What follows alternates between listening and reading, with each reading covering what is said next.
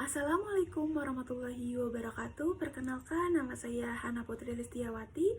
Di sini saya akan menyampaikan hasil studi kasus mode of entry untuk memenuhi evaluasi akhir semester mata kuliah Bisnis Internasional.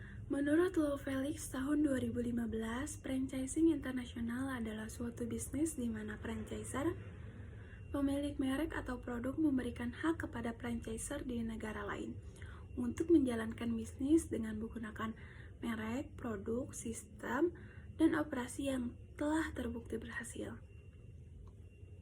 McDonald pertama kali didirikan pada tahun 1940 oleh dua bersaudara bernama Dick dan Meg dengan lebih 30.000 restoran di 119 negara.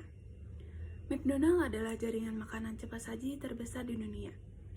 McDonald pertama kali muncul di Indonesia pada tahun 1991. Membuka restoran pertamanya di Sarinah Tamrin pada tahun 2009 oleh PT Rexo National Foods, salah satu dari perusahaan Rexo Group yang mendatangani perjanjian Master Franchise Agreement dengan McDonald International Property Company dan skema Developmental License untuk mengoperasikan seluruh restoran dengan brand McDonald. Selanjutnya cost. Yang pertama adalah biaya waralaba atau franchise fee. Pembiayaan untuk waralaba awal McDonald adalah $45.000 sekitar 675 juta rupiah. Biaya ini diperlukan untuk mendapatkan lisensi waralaba McDonald. Dengan membayar biaya ini, franchise mendapatkan hak untuk menggunakan merek dan sistem operasional McDonald. Yang kedua adalah investasi total. Biayanya sekitar $481.000 hingga $2.450.000 atau sekitar 7,2 miliar hingga 36,8 miliar. Untuk membangun restoran mencakup pembelian peralatan, dekorasi, inventaris awal, dan biaya operasional lainnya. Biaya ini tergantung pada lokasi, ukuran restoran, dan kondisi pasar setempat. Yang terakhir ada modal liquid, minimal $500.000 atau sekitar 7,5 miliar. Calon franchise harus memiliki aset liquid untuk menutupi biaya awal dan mendukung operasional hingga restoran menjadi menguntungkan. Biaya operasional yang pertama ada royalti bulanan sebesar 4% dari penjualan kotor sebagai imbalan atas penggunaan merek dan sistem operasional. Yang kedua, ada biaya pemasaran sebesar 4% dari penjualan kotor untuk meningkatkan penjualan dan kesadaran merek. Yang ketiga, ada sewa lokasi di area strategis seperti Jakarta, sekitar 3 miliar hingga 4,5 miliar per tahunnya. Yang keempat, ada gaji dan biaya tenaga kerja sebesar 6 miliar hingga 10 miliar per tahunnya, tergantung jumlah karyawan dan tingkatan gaji. Yang kelima, ada biaya bahan baku sebesar 25% hingga 30% dari penjualan kotor, sekitar 22,5 hingga 27 miliar per tahun.